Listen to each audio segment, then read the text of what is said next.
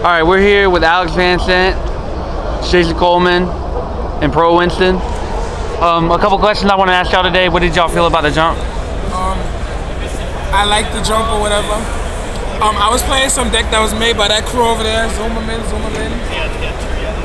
Dale, Lazaro, Matt, Omar. They was playing Infernities. Yeah, I was playing a deck that they sent me, so we always playing Infernities. It was kind of a good deck. I like Infernities. I think it's very expensive. My boy right here got some shit for you right now, so listen to him. Alright, I think the jump was good. As far as the venue, again, shit. I don't know what happened to the awesomeness, but I think Konami like, oh yes, everyone, we'll have really good venues. We'll be in LA, and then all of a sudden they just take that away. And stick us in some shit with cameras that don't even work. Yeah, I know. But as far as the jump goes, it went pretty fast.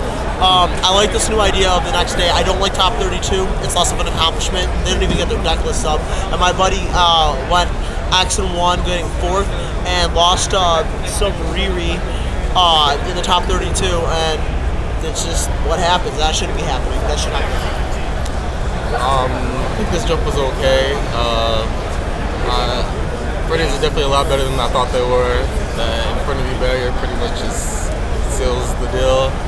And but what's definitely better than I thought it was the X-Sabers. X-Sabers. Right now in the Shonen Jump, as we speak, it's 2 X-Sabers in the top, Infernity and Machines. So yeah, it's pretty big surprises today. How did you guys feel about if because right now in this format, since there is so many decks that are playable, what would you name? What would you name? Because most of a lot of the top players, when it comes to the final round, like when they're playing the games out, it's about side decking choice. Absolutely. What would you name cards like for a good side deck choice?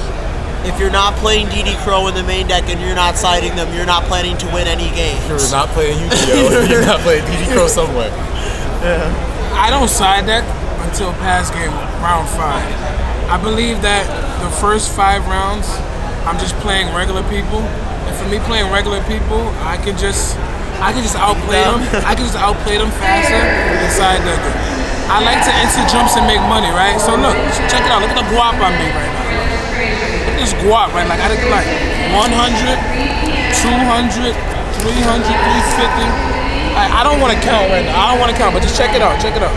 Alright, well, I'm about to have to leave. Check it out. Check it out. You know, that's what a jump is about to me. Like if you're not, oh shit, if you're not proing, right? Like. If you're not a pro in this format, I don't think you can really do good because I think a Friendlies is a hard deck to play, and I don't think it's good in everybody's hands. But side decking choice, I would side deck anything that stops basic 1-turn kills. I think Hero Rule's a good side deck card. I just found out about the card existing today. Yeah, me too. I have to disagree with you. I think that this format is going to be bad because there's a lot of decks that in the hands of any idiot can just win. Like you can't do anything. Like that stupid frog mass driver shit. You cannot do anything. Like they'll be, I won the dice roll. I beat the game. And you see that shit out here in the fucking top 32. And that should not happen. You should not have good players who have no chance, not because they're playing bad, not because they drew a bad hand even. They could have the nuts, but your opponent fucking mass drivers you and swap frog and I played 25 monsters, I just got really lucky. That's bullshit. That should not have to happen, and I don't like this format at all. I feel good about the format. I do like this format, but it seemed like with this Shonen Jump, with the release of Infernities, it seemed like a lot of the pro players lost earlier, and like he was saying, it might have to do with the fact that Infernity can open up a hands that sometimes you just can't do anything about. You just auto lose. Like today, I played against Philly Luna in the 3rd round, and I actually won, and then I lost my 3 straight. Like, and I can see what you guys are saying. Like, since the format is so explosive right now and everything, do you think that like teching against other people's players, like do you think that, because like in the past, like most pros when they lose to bad players it's just because they go and they play too recklessly, like they just run into stuff that you can't really stop. Check it out. I'm gonna give you like a basic breakdown which the pros taught me. If you're a good player, you can play against a good player. Pro versus pro is a good match. pro versus bad is a bad match because you can't rereads. Like you can't read the retards, you know? Like you can't read bad players. Bad players are gonna play cards that you have no idea of. Bad players are gonna play cards that like you would never have any clue existed. That's not bad. Like that's not bad and all, but it's just something that good players tend to forget. Like good players need to be like introduced to everything. A good player needs to know universally all Don't call on my side. I gotta get out of here. But thanks for the interview, man.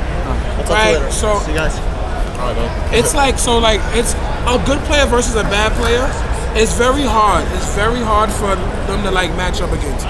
A mediocre player and a good player is a good player. Like that's a good battlefield, bro. Do you think that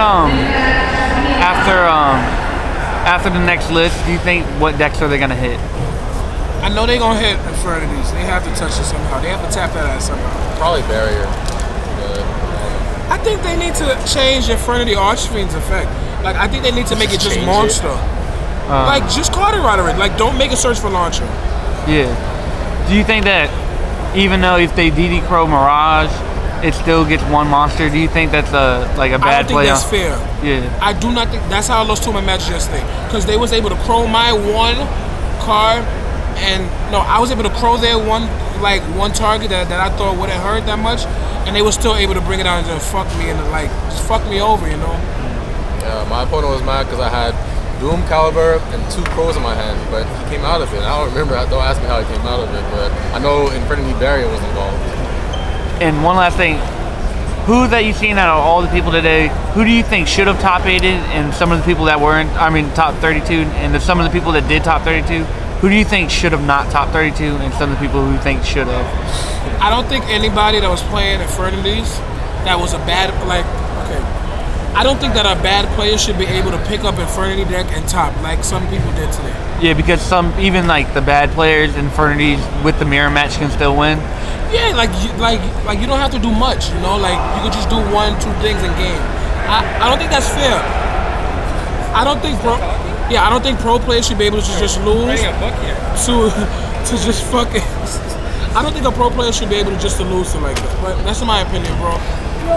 Anyone more?